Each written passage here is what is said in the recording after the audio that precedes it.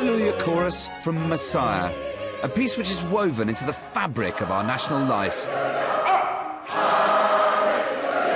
But it was written by a German, George Frederick Handel, a brilliant yet volatile composer who came to Britain to make his fortune and wound up enriching and redefining our musical life.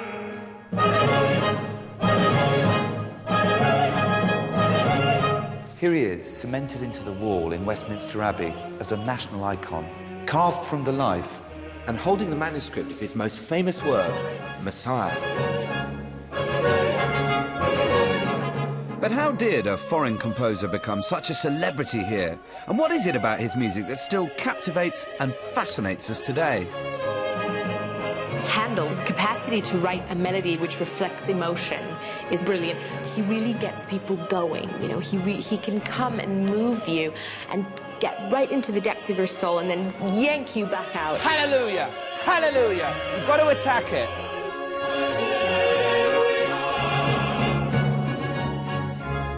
My journey will take me back 250 years to some of the places Handel lived and worked in order to discover the man behind the music. He was almost like, in the cultural sphere, the equivalent of the king. I mean, the king was German, top cultural figure was German. Handel wrote some of the greatest music of his, or I think, any age. He took Britain as his home, and the British took him to their hearts. He is our greatest adopted musical genius, and we're proud to continue performing his music.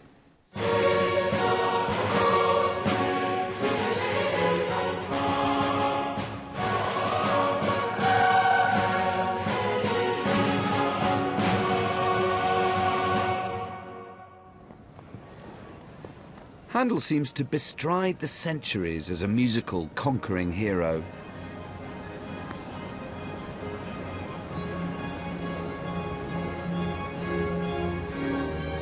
His coronation anthem, Zadok the Priest, gives us some clues about the unique and enduring qualities of Handel's genius. Its extraordinary, slow-burning crescendo builds up to an awe-inspiring climax, evoking all the pomp and majesty of the occasion.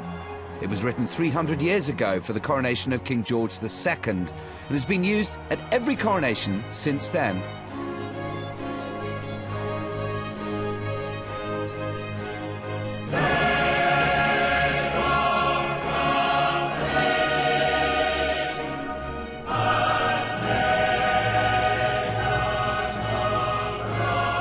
Millions across the world heard the music of Handel when Elizabeth II was crowned Queen at Westminster Abbey in 1953. But Handel's fame and popularity are not just a modern phenomenon. Few, if any, composers have been as celebrated during their lifetime as George Frederick Handel. At the start of the 18th century, London was the fastest growing and wealthiest city in Europe. When the ambitious young keyboard virtuoso and composer arrived here in 1711, he had a master plan.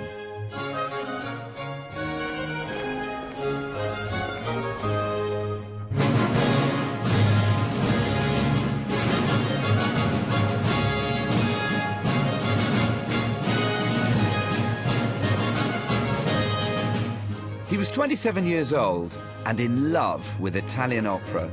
And his plan was to establish this sophisticated European art form in the United Kingdom.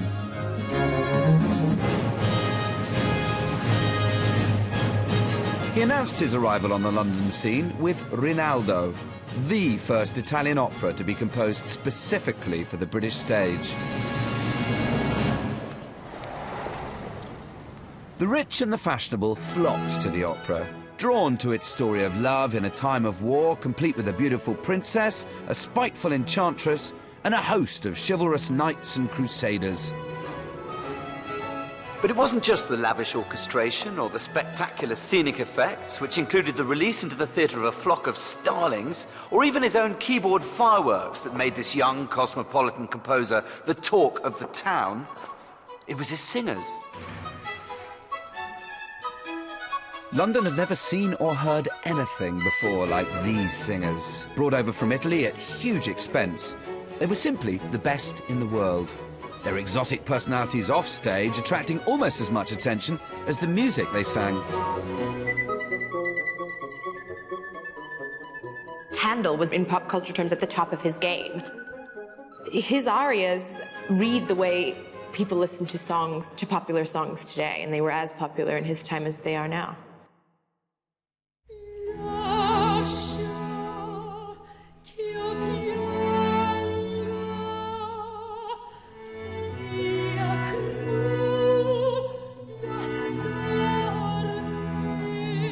Lascia ch'io pianga is a very dramatic piece.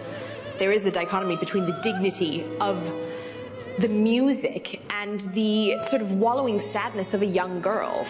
You've got this beautiful, simple melody. It couldn't be more simple.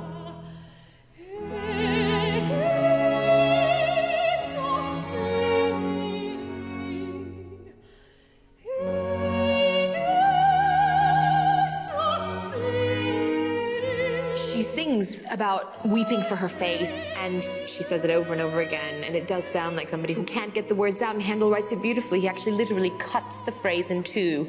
Mia cru da sorte, like just like somebody who would be crying and is whimpering and can't get it out.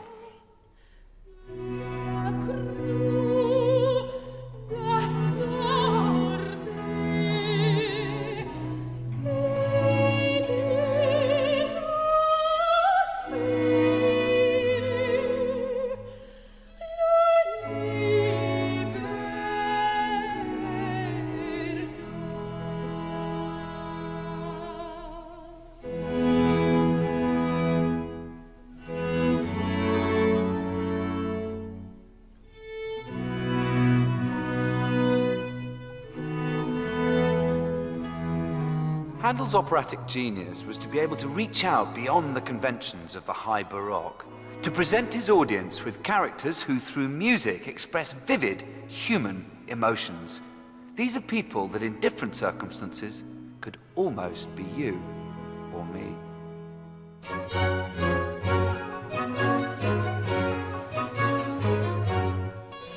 Va far guerra is sung by Armida, who's the sorceress in Rinaldo.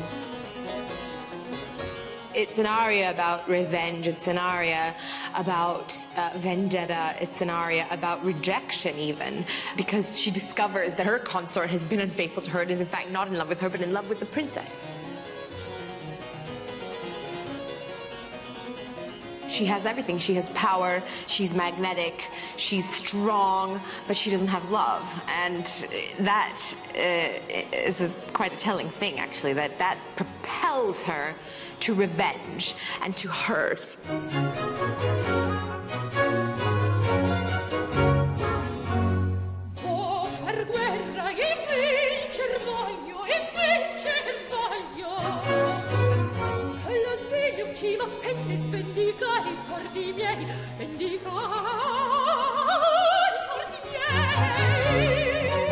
Handel uses triplets to keep banging in this idea of vendetta, of this sort of gnawing jealousy that she has.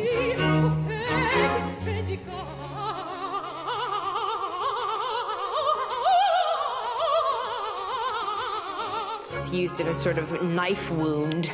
You know, I'm going to keep pushing the dagger in deeper and deeper.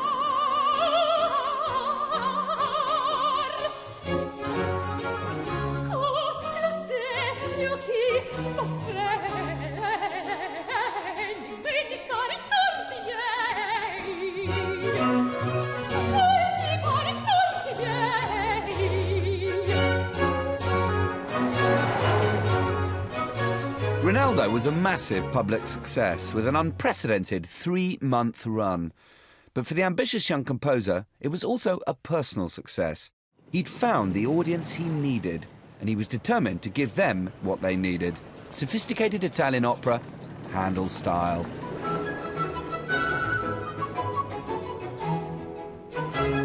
But where did all this burning ambition come from? I've travelled to Handel's birthplace, the town of Halle, in eastern Germany. At the end of the 17th century, a certain Georg Handel, together with his second wife, Dorothea, lived here at the house at the sign of the Yellow Stag, earning a comfortable living as a barber surgeon with a sideline in selling wine. They're currently stripping the house back to its original 17th century core, giving us a tantalising glimpse into the fashionable middle-class affluence the Handel family must have aspired to. This is supposed to be the room where, on the 23rd of February 1685, Georg Friedrich Handel was born. Every biography has 2 or 3 charming anecdotes about his childhood, but in reality we know virtually nothing about Handel's early years, apart from the fact that he had a huge propensity for music, something which apparently alarmed Georg Sr. His ambition was for his son to enter a respectable profession and become a lawyer. Musical instruments were banned from the house, and the father did everything he could to discourage his son. But when the boy was 12, Georg Sr. died. With his father gone, nothing could stand in the way of the young George Frederick, and the church offered multiple opportunities for music making and access to instruments.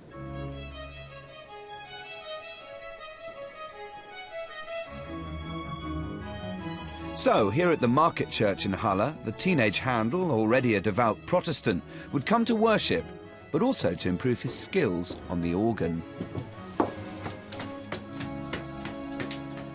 And here it is, built in 1664, just 30 years before Handel would have sat right down here and played it.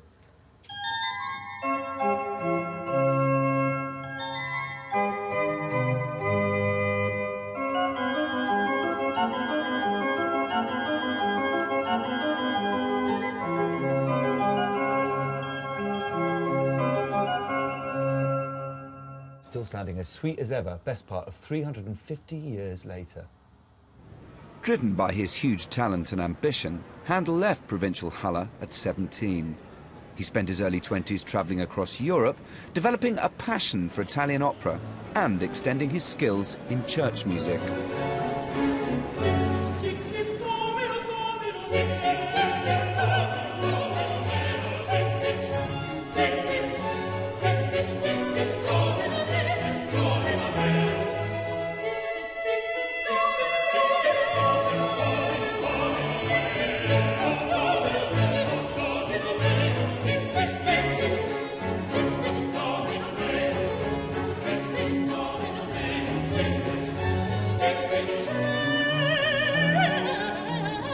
He composed Dixit Dominus in his early 20s during a lengthy stay in Rome, a Latin psalm set in the most fashionable, rich Roman Catholic style by a Lutheran Protestant.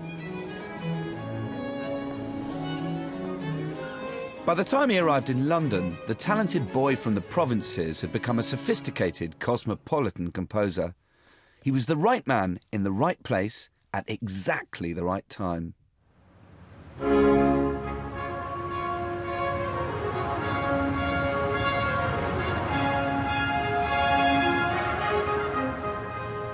On the 20th of October 1714, British politics changed forever when Prince Georg Ludwig of Hanover was crowned George I, King of Great Britain and Ireland. The United Kingdom had a German monarch.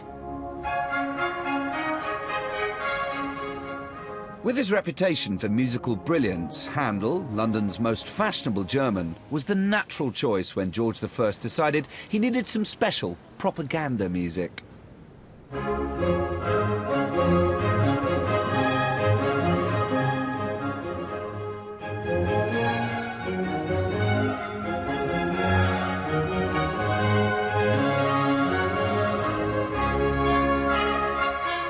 The idea was to make the new foreign king literally visible to his subjects. He and his entourage would glide down the Thames in a flotilla of barges to the sound of Handel's music. Cleverly, Handel introduced hunting horns into his floating orchestra, exploiting their ability to sound bright and pure across vast distances.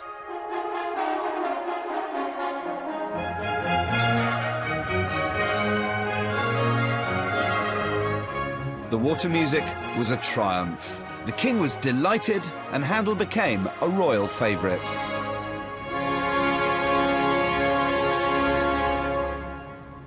He's a much grander, more politically connected figure as a musician than anyone else I can think of. His main feature, in a way, apart from his brilliance as a composer, is this incredible chameleon-like capacity to take on styles and forms and to fit in wherever he wanted to fit in. Handel's enormous natural talent as a musician made him both prolific and versatile. But I think his restlessness and ambition drove him to experiment, constantly seeking out opportunities to explore new sounds and styles. Which is why, in the early years of George I's reign, he moved just outside London to what is now the residential suburb of Canons Park. For the next 2 years, he lived here as house guest and resident composer to James Bridges, Duke of Chandos, and master of a huge country estate called Canons. From suburbia to parkland, you can still see the drive.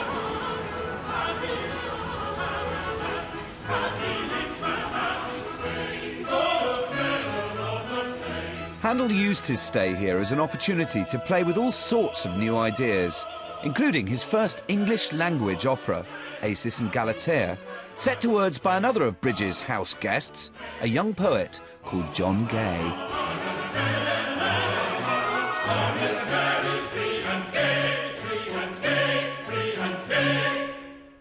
The palatial mansion is long gone, but a fragment of the property survives as the local parish church.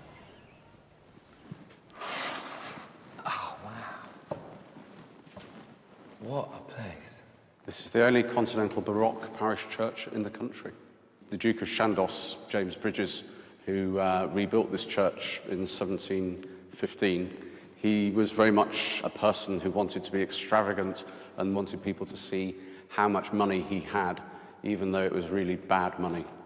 Money which he'd made as Paymaster General to the Duke of Marlborough, working on the basis that you employ mercenaries, you invest the money, you don't pay them till they get back. And when they get back, obviously there's been natural wastage, so you can cream off the rest of the money for yourself. And he wanted to let people see him sitting in the Duke's pew there on a Sunday morning, enjoying fashionable music of the day.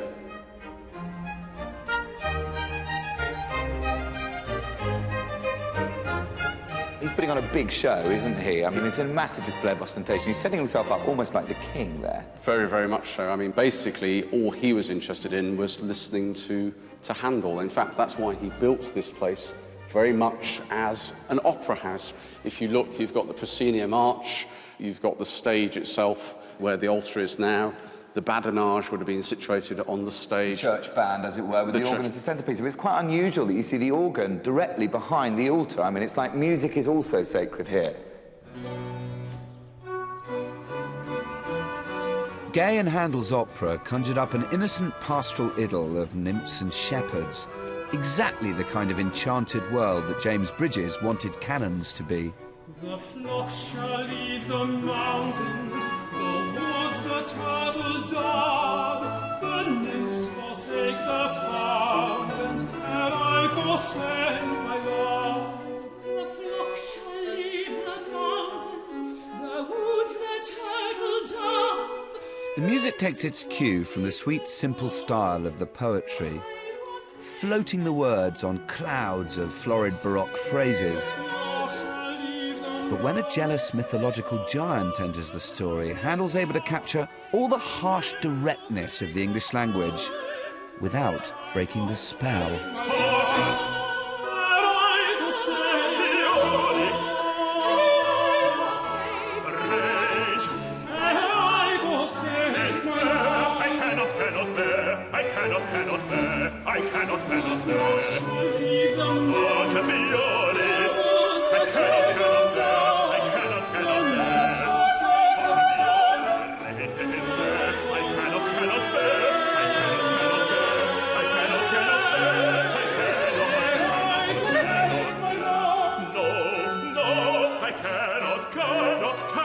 As exciting and sexy as it is formal and elegant, Acis and Galatea seems to me to be the German-speaking composer tackling the English language head-on, and emerging joyously triumphant, much to the evident delight of his patron, James Bridges. All of this opulence, this kitsch, you have to admire the man. I mean, he had balls, didn't he? You'd have thought, here's this nouveau riche guy. He wants to make himself just like the aristocracy. But no, he's more than that. He wants to actually better them. He wants to better them, but equally it's also very much skin deep. The outside of the church is very, very plain. The brickwork outside is quite shoddy. I mean, this is very much scenery. This church was all about music, and he wanted to show off by employing Handel.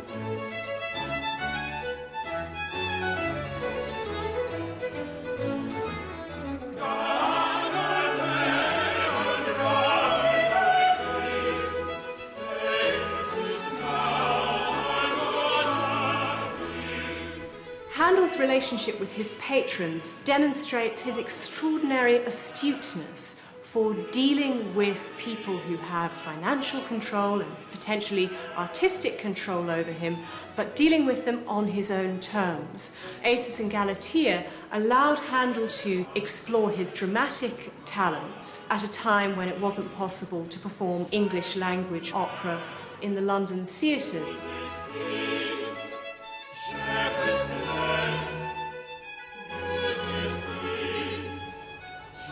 It was typical of Handel. He'd achieved his goal, and it was time to move on. He remained autonomous, even perhaps aloof. His brilliant talent put him in a class all of his own, and he knew it. His first love was still Italian opera, and returning to London, he set out to prove that fashionable society simply couldn't exist without it. London was an incredibly vigorous town, obsessed by fashion, what they called the taste of the town, and it kept changing. And it was because it was free and open, and there was a lot of money. From now on, Handel would compose and stage a big new Italian opera every year. Fearsomely expensive productions, with star salaries for the singers, big orchestras and elaborate stage effects. And to meet the enormous cost of the enterprise, he did what any enterprising 18th century businessman did. He formed a limited company and sold shares. Shares in an opulent dream world of the imagination.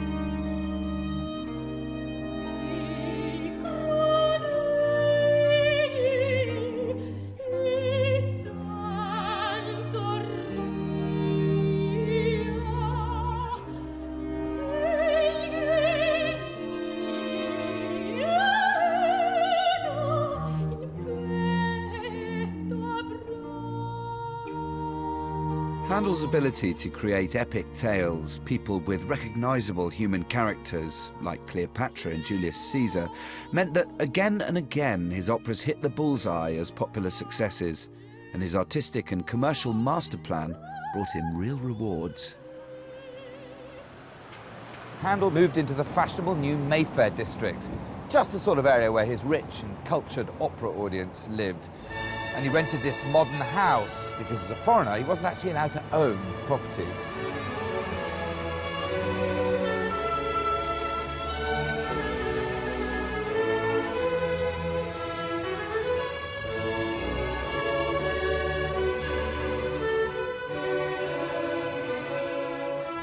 Hello. Hello, Charles. Welcome to Handel House. Good to be here.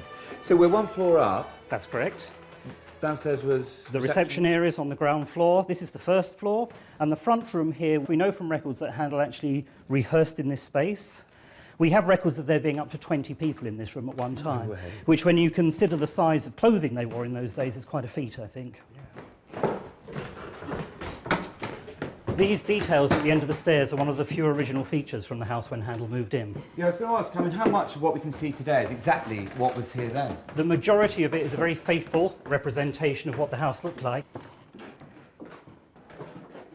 So this is Handel's bedroom, the only private space of a very public man. And colour scheme-wise, have you sort of tried to reproduce what you perceive him to have had? Absolutely. In fact, the colour from the walls, this grey colour, is actually copied from one piece of the original panelling that was left upstairs, where we stripped back something like 28 different coats of paint, which gave a history of the colour of the house. And the very last colour, which would have been the first one applied, was this colour. So wow, so it's a real forensic job you had to do. Absolutely, actually. absolutely. Just how fashionable was Mayfair at the time? It was still being built, but it was just at the point where Mayfair was beginning to become very fashionable indeed. It was at this point that Handel seems to have decided to take the ultimate step and become a British citizen. In 1727, George I dies whilst visiting Germany, and the throne is taken by his son, George II. One of the last acts of George I had been the naturalisation of Handel. It was partly a practical move because it gave him a greater sense of security. It allowed him opportunities as a composer that he wouldn't have had otherwise, one such opportunity being to compose the music for George II's coronation.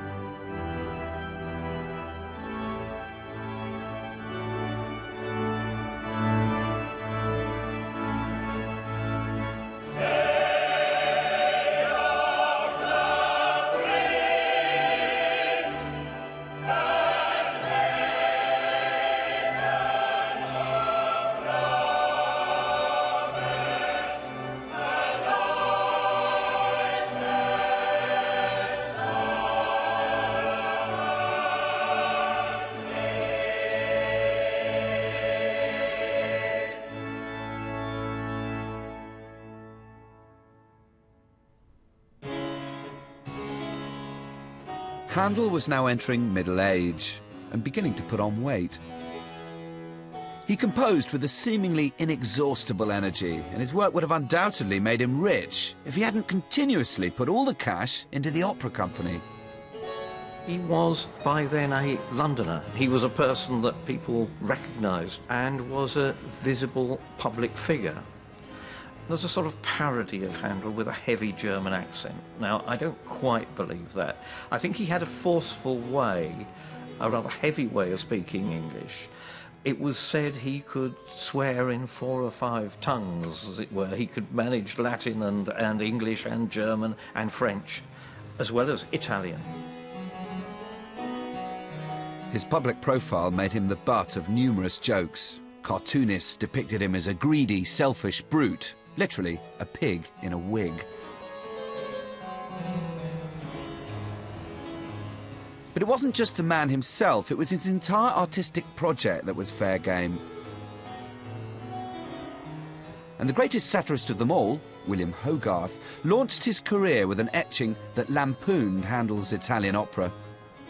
This is the print I want to show you to start with. This is the one that Hogarth referred to as the bad taste of the town. And on the left here, we have the building in which Handel's Italian operas were put on at. And this show cloth here shows a scene from an Italian opera. And we have here this central figure, the leading Italian diva of the day, Madame Cuzzoni.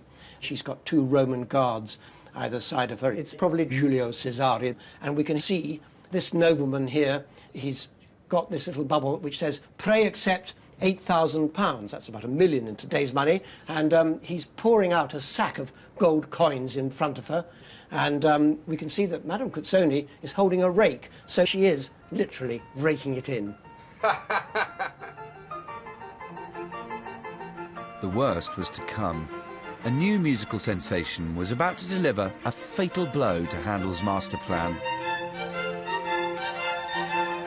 The Beggar's opera was something totally new, a caustic musical satire that ripped into the corruption at the heart of 18th century society.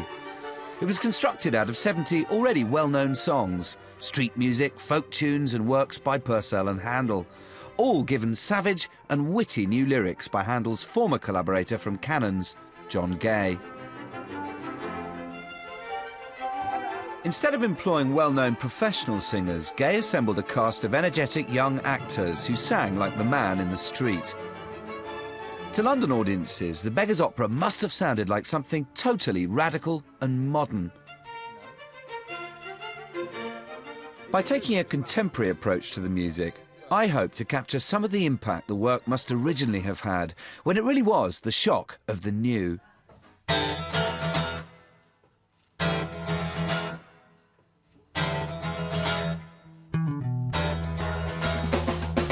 Modes of chord so common have grown that a true friend can hardly be met. Friendship or interest is but a loan which they let out for what they can get. 'Tis true you find some friends so kind who give you good counsel, themselves to defend. In sorrowful ditty they promise they pity, but shift you for money from friend to friend. John Gay's English lyrics spoke directly to the audience in a way that Handel's Italian operas never could.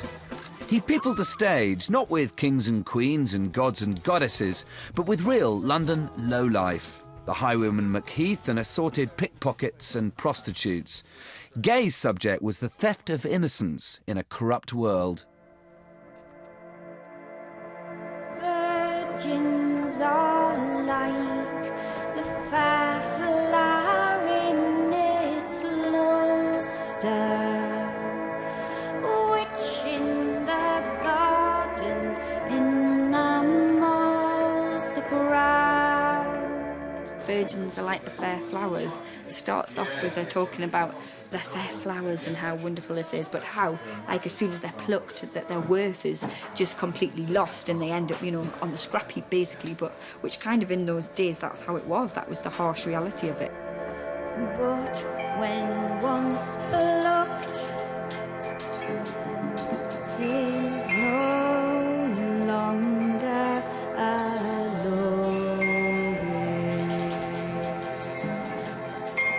This song seethes with all of Gay's moral outrage at the exploitation of the weak by the rich and powerful. He hammers it home when the villainous Macheath is reprieved from execution at the last moment in a ludicrous send-up of the conventional happy ending of an Italian opera. To the tune of Greensleeves, Macheath claims that thanks to their money, the upper classes always get away with their crimes. Since laws were made from every degree to curb vice in others as well as me, I wonder we hadn't better company upon Tyburn Tree.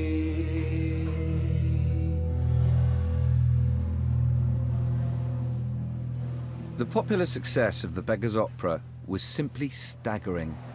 It was performed in London every season for the next 100 years. It was genuinely something new. I'd call it the first British musical. And it was a success that hit Handel where it hurt him most, at the box office. In the 1730s, there were problems. People said, the theatre's going to be a bit empty tonight. And Handel said, well, the music will sound better. With fewer people in the audience, there'll be a bit more resonance in there.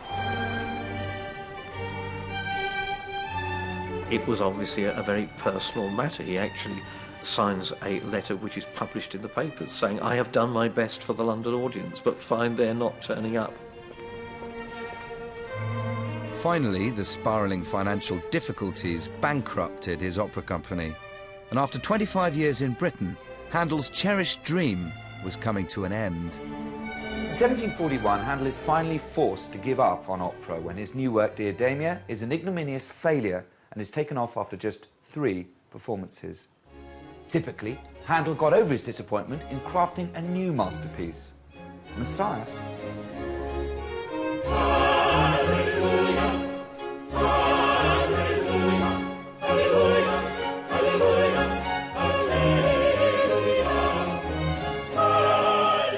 For Handel, devout Protestant and regular worshipper at St George's, Hanover Square, Messiah was a personal expression of faith.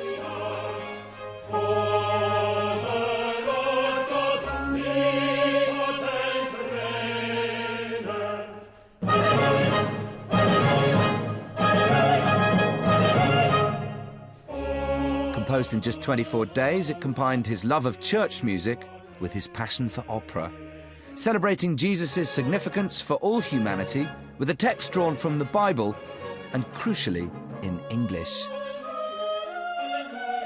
And this was the turning point.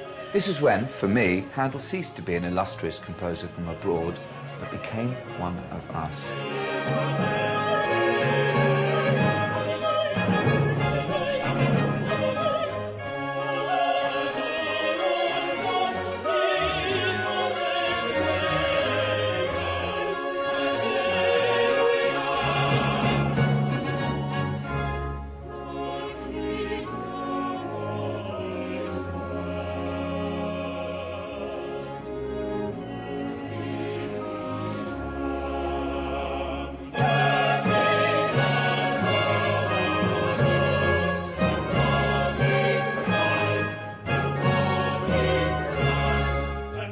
He'd discovered the ideal vehicle for his musical ambitions. Messiah is an oratorio, a kind of narrative concert previously unknown in the UK. Dramatic texts could be played out in non-theatrical space, with no expensive scenery or costumes, all bound together by thrilling choruses that could be sung by pretty much every man.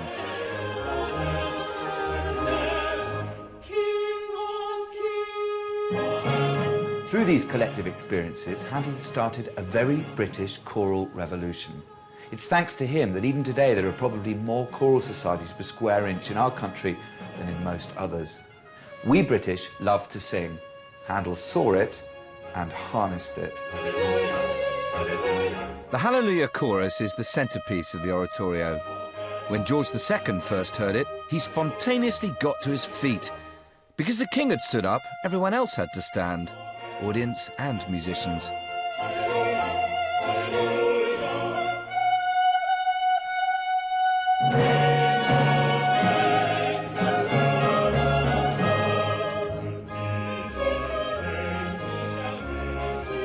Messiah is without doubt Handel's masterpiece, a massive artistic success, but also just the popular success his career needed.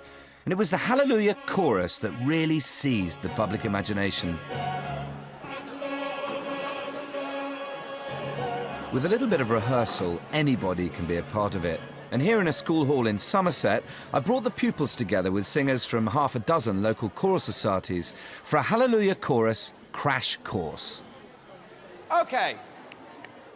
We're going to start soft and we're going to do a slow, fantastic build for 8 Hallelujahs. Here's a chord. Big, big breath like you're going to yawn. 3, 4. Hallelujah, hallelujah, hallelujah, hallelujah, hallelujah, hallelujah. Good. I want to feel real power on ha. Ready, go. Ha, ha, ha, ha. Good. That is the power that we need every time you sing the word hallelujah. Hallelujah. Hallelujah. The secret of the Hallelujah chorus's success is its blood-pulsing rhythm. In 3.5 minutes, there are over 70 Hallelujahs, an unstoppable, jubilant repetition. Hallelujah. Hallelujah. You've got to attack it. 2, 3, go! Like King George, you have to respond. Again. And respond to it physically. Oh, hallelujah! Hallelujah! Hallelujah! Right, this is getting very good indeed. You may think I'm trying to get you to sing in the equivalent of kind of death metal. And you wouldn't be far wrong. I believe that the act of singing, no matter what it is good for you. But Handel intended that singing Hallelujah would be good for your body and for your soul. Soon after Messiah's first performance, a friend congratulated Handel on the success of his noble entertainment. His reply was that he'd be sorry if he'd only entertained his audience. I wished, he declared, to make them better. I buy that. I buy that. We have power. We have pizzazz. 2, 3, 4. After less than an hour, there's an audible improvement. It's almost impossible to sing this piece of music with a reserved and reverent attitude. It's as if Handel wrote a sense of instant community into his score. It sounded so great. They just all started singing. It was such a big kind of volume. It was amazing. Really passionate, and it just felt really good to be part of it. The energy builds and you feed on each other's energy, and it really gives you a bit of extra lift. It was quite cool to be a part of it, and it was good to sing as well. The young treblers today are 11, the same age as I was when I first sang the Christmas music for the Messiah, which was in 1944. It sounded awesome. I loved the sound of it.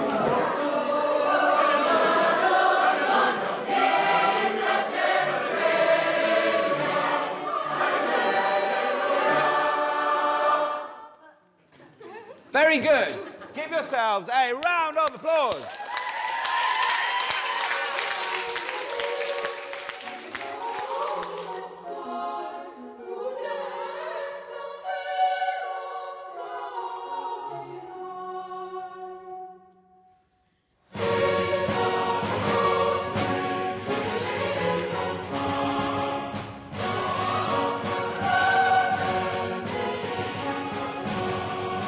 Not long before his 50th birthday, Handel was invited here to Oxford University to become the first ever recipient of an honorary degree in music. And this exceptional gesture from the heart of the British establishment was testimony not just to his status as a composer, but to his huge impact on the musical and cultural life of the nation. To mark the occasion, he organised a series of concerts here at the Sheldonian Theatre. But what did this academic distinction really mean to Handel?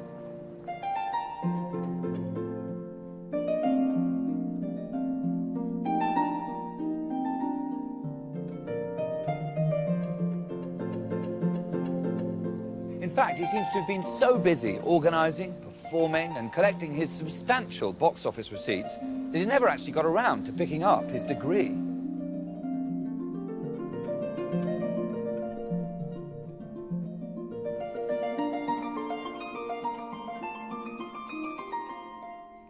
The oratorio form gave Handel the freedom to organise his concerts with supreme flexibility and flair. Even a three-movement harp concerto could be inserted comfortably into the texture of arias and choruses. All of Handel's problems were solved. Oratorio concerts were cheap to stage, audiences found them both respectable and uplifting, and he could experiment freely. However, when he presented as an oratorio the secular, even saucy story of Semele, he was to discover that perhaps the form did have its limitations. It's about telling a story, and Handel does that through his music. But we as performers, we have to take this music and do it through our bodies. He wrote so well in the English language. I mean, you can sing it in a very upright and a very sort of pristine way, and you can sing it in a very sensual way.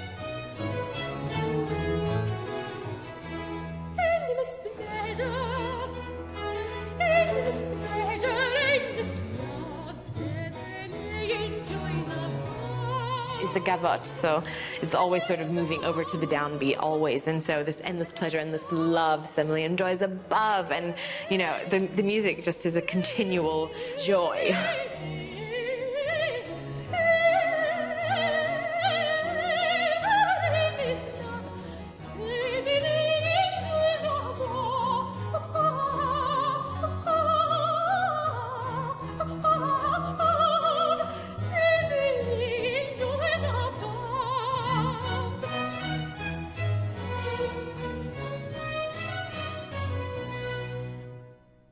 Handel's audience was confused. The stories in oratorios were meant to be upright, at least biblical, and yet Semele is drawn from the classical and slightly erotic Ovid's Metamorphoses. Semele was, they suspected, something slightly louche, an opera in disguise. Overall, it was a failure, and I think for Handel, a hurtful failure, but it did yield one rich tenor aria, which was and continues to be hugely popular.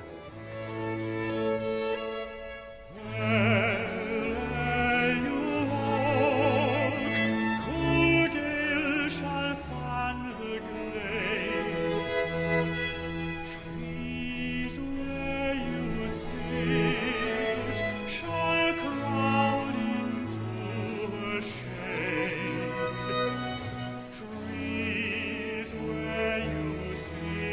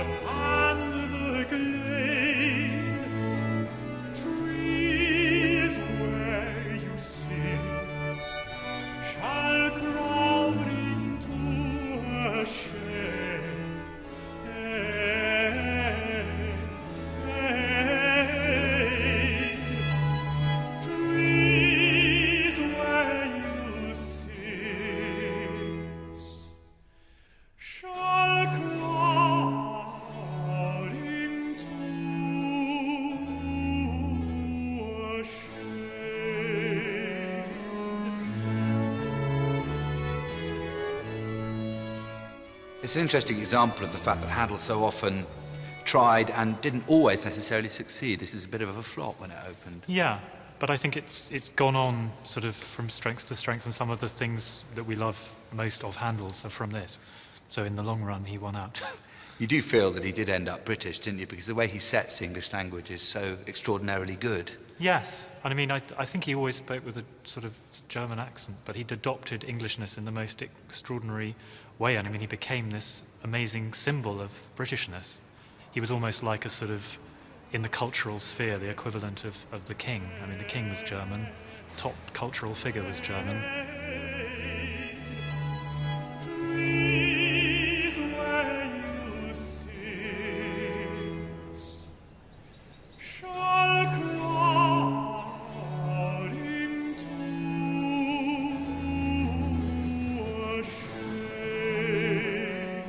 Handel's best tunes always reach out to the widest possible audience. Spring Gardens on the south bank of the Thames was once part of Vauxhall Pleasure Gardens, a vast and hugely popular 18th century entertainment complex dominated by a statue of the hero of British culture, George Frederick Handel. The people themselves were part of the entertainment. They saw themselves as part of this unfolding, constantly moving spectacle. Some were not pleased with the way in which aristocratic and poor would mingle together. They said that they were jumbled together as in a common grave, which is a rather dismal view of the gardens, but I think most people who came here would come to look at the statues, to enjoy walking in the trees, this sort of ambience of nature in what was becoming increasingly built-up, urbanised London. They would sit and have dinner, and they would listen to music by Handel performed in front of the dinner boxes.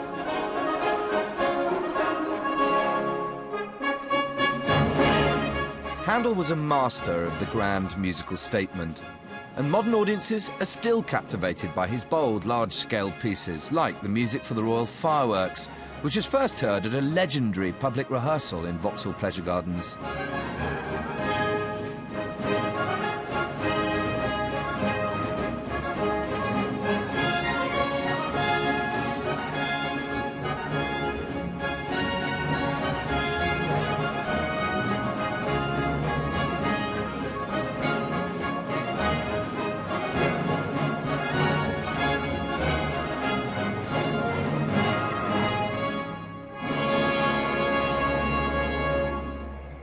Public rehearsal of Handel's firework music made an enormous impact.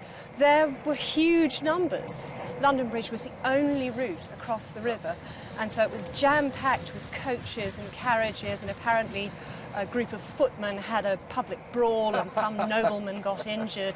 And how many people do you actually think crammed in here to witness this spectacle? About 12,000. I think he always had his eye on popular success of a kind, where he could do it without compromising his musical or artistic integrity.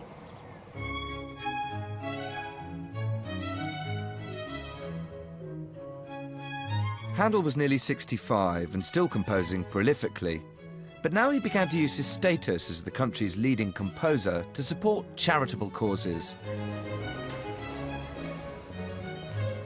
The Foundling Hospital was Britain's first home for abandoned and illegitimate babies. William Hogarth was already a major benefactor, and Handel now decided to join him. God, looking at that, as with all Hogarth, you just sense just how seething and basically most people's experience of life was so unpleasant. As you see all sides of 18th century life. The March of the Guards. He raffled it to raise money for the hospital, and he gave the spare tickets to the hospital. There was a few that were unsold, and one of those happened, perhaps not by chance, to be the winning ticket, so the hospital got the painting as well as the proceeds of the raffle. How did Handel come to be involved? He first turned up in the council committee minutes offering to do a benefit concert in 1749, and the concert was arranged within about 3 weeks, and he wrote some new music for it, the Foundling Hospital Anthem, and put it together with the other new music that he'd written that year to make a very popular, sold-out concert. So this is clearly a way that you could make a difference. When obviously Hogarth could auction paintings and so on, Handel had to do gigs. Yes, very much in the Live Aid theme of today. He did the benefit concerts of the 18th century. Blessed, blessed, blessed are they. Blessed, blessed, way that considereth the poor and the needy, the Lord will deliver them in time of trouble. The anthem that Handel composed specially to be performed at his Foundling Hospital benefit concerts brilliantly demonstrates his ability to combine sincere spirituality with rigorous practicality.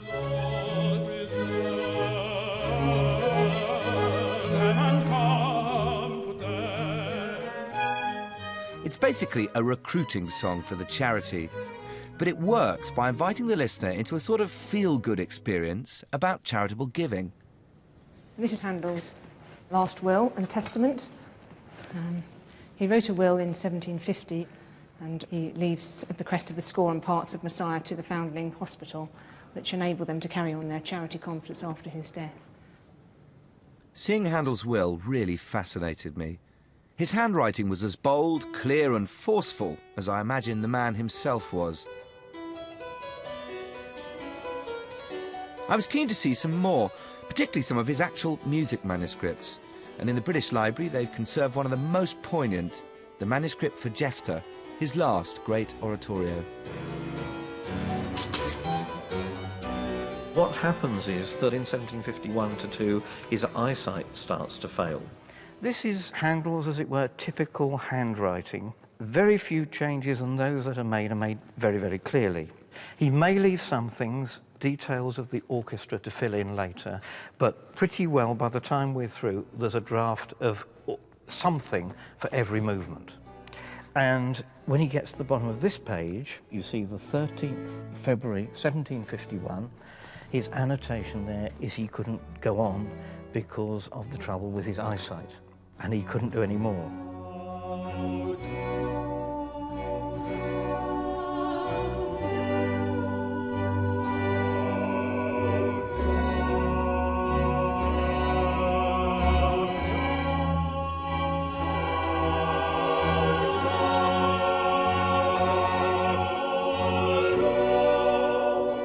Now, this was doubly troublesome because not merely had he not finished the score, but the first night was only 10 days away. So he has to get something ready for there. And actually what we then find, down at the bottom of the next page, he says 10 days later, his eye is somewhat recovered and he can go back to work. The really curious thing is, of course, that the trouble with his eyesight happens on the chorus. How dark, O Lord, are thy decrees.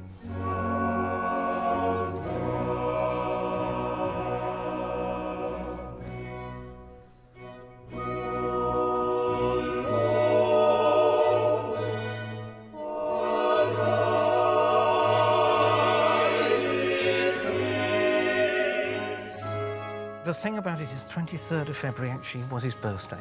It's suddenly become rather painfully autobiographical. Certainly so. There's a sense of fate about this.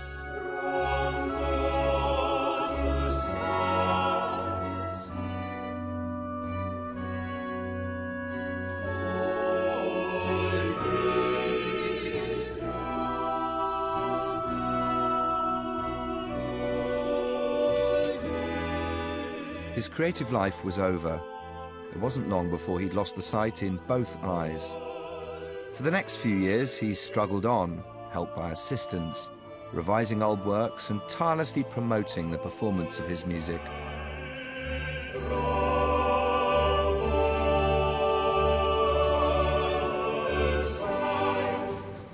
Every time you get to know the music of a great composer, your exploration throws up lots of questions about who that person might be or might have been, because somehow the music will always feel autobiographical. Handel came to Britain and, as people so often claim, ended up becoming more British than the British. But for him personally, it must have always felt unusual to have made his whole world in a country where he would only ever be perceived as a foreigner. So he must have been a pretty strong individual, able to take the knocks, that he could more or less completely reinvent himself. He knew what he wanted and he was damn sure he was going to get it. All great people who've achieved anything in any walk of life have had to be quite ruthless. But I find that a conundrum because his music is so deeply human and so potent and so theatrical, so come hither, so unput-downable. And yet it seems to me the man behind the music must have been incredibly tough, which probably didn't make him very likeable. But goodness me, the legacy is worth volumes.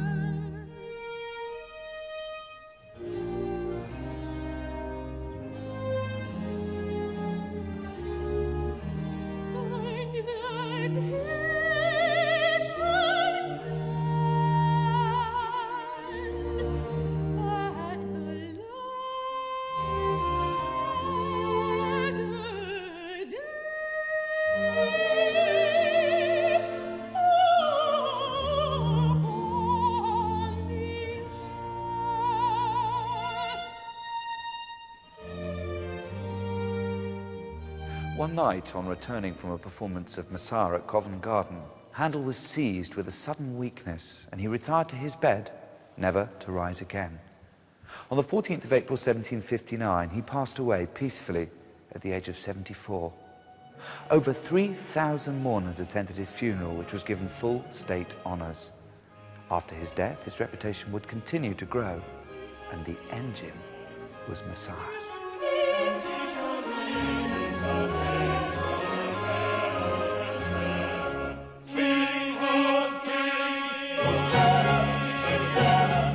In the years following Handel's death, Great Britain grew increasingly rich and powerful, and Handel's music became part of the very fabric of our national life.